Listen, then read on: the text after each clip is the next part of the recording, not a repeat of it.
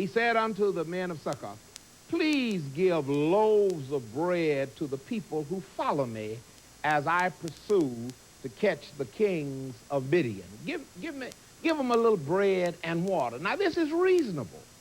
Now, they are chasing the common enemy, and they have not done any fighting, but Gideon just says, would you give us a little bread and some water? A little bread and some water. Now, several translations gives me my thought on this. First of all, they said no. They said no. You have not, in fact, captured them yet. And we will not give you any food, and we will not give you any water, because you may not win.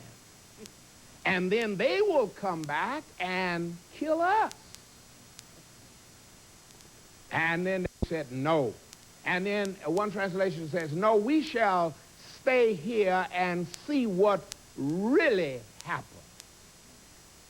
And so we have in these people, first of all, scoffers. We have doubters. And we have fence straddlers. We have people who should have automatically opened up their doors and furnished water and food for Gideon. There shouldn't have been no question. They should have been out in the streets flagging them down. I remember when we had the riot in Watts, and the police and the soldiers came. I had my people to prepare orange juice and prepare a lemonade. Drink as much water as you want. Just get this riot underway. I mean, crushed. And so here are the people of God chasing the devil, running the devil. Now, first of all, they had no business scoffing. They suggested, you don't know whether you're going to win. Well, now, here's 120,000 already dead, and they haven't lost a one. And here are only 15,000 left. That should have been enough encouragement to have given them the faith to believe that Gideon would give the victory. And if God had caused Gideon to lead the people in slaying 120,000 or seeing the people slayed 120,000, surely God will be with him as he pursues the 15,000. There should have been a cheering squad on the road as Gideon and his 300 were coming. There should have been women who had made cakes and brought out water and encouragement and cheering them along the way. There should have been those who would have joined them in their pursuit. But instead of doing it, they said, no, we will not help you. We will sit back and see what will really happen, implying you may lose yet. You may lose yet. These scoffers, these people who scoffed at Gideon and his 300 as they pursued the 15,000. They were hungry. The men were hungry. The men were in need. They were obviously tattered and torn. They were obviously exhausted and without strength and in need of food and water. They were fighting the fight of those that turned them down. Amen. They sat on the fence. They said, we're not going to commit ourselves either way. We're going to fix it so that if you lose, they won't hurt us. But I got news for you. You can sit there at home on the fence if you want. But as soon as the devil conquers your neighbor's house, he's going to knock on your door.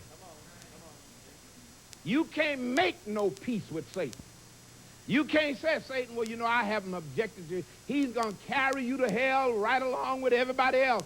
You cannot make no peace with the devil. You cannot straddle a fence. You've got to make a decision. Choose you this day whom you shall serve. Amen. Look what Gideon did. He said, come on, fellas.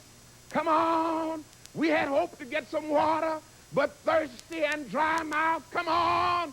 Let's go on after them, boy. Let's get these 15,000 killed and put away. Let's don't let nothing dawn our spirit. Let's don't let nothing turn us around. We've got our goal. We know where we're going. Let's go. Somebody said, we haven't had no food. I know you're hungry. I'm hungry too. We might faint out there. That's all right. Let's go. That's the kind of Christian God is looking for today. He's not looking for no cushion, air-conditioned, country club Christian who you got to have this and you got to have this and you got to have that. He's looking for some old hard, made-up mind, determined Christian that I'm going through.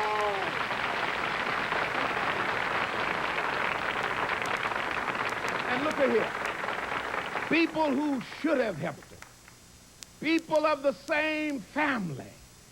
People of the same race and blood who should have helped them, let them go off into battle without even a drink of water. What was the outcome? Gideon took that little band of 300 thirsty people, and I believe this. Now, some of y'all might relegate this to some type of just story in the Bible. I don't. It's real. It did happen. God did do it. And he took this little band of 300 people, and he went down there, and he slayed every one of those 15,000. They were hungry. They were tired. They were exhausted. But by the grace of God, and as my mama would say, by the help of God, when anybody would say, Ms. Langham, are you going to be there? If the Lord helps. She said, if the Lord helps, I can't make it unless he helps me. But if the Lord's helping with the Lord's help, I will. And what I want to say to you who are in Radio Land tonight, Gideon was not daunted. He didn't get discouraged. He didn't stop.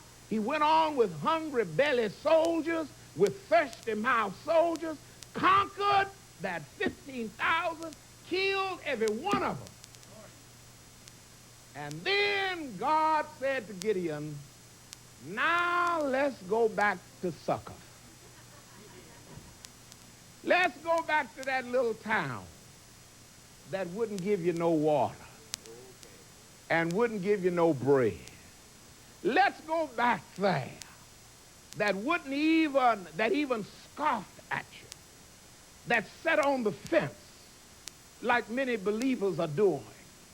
You're scared to say that because you don't want to get hurt. Sitting on the fence. He said, let's go back through that little town. And before they left, they captured a boy from Succoth. And he gave them the name, address, and telephone numbers if they had telephone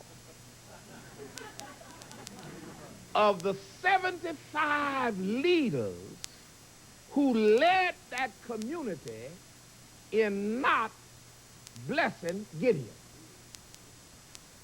You see, when people do wrong, even Christian people, generally somebody is leading them. They don't just automatically do wrong. Those people didn't just automatically not give Gideon any help. Somebody was leading them. God let them capture a boy who knew the names and addresses of every leader. And Gideon and his 300 went to that town, rounded up those 75 leaders, laid them in the street, and took brushes and whipped the flesh from their bones. Now, why did God do this? Number one, God wanted to unmistakably say that those who are his are not fence straddlers.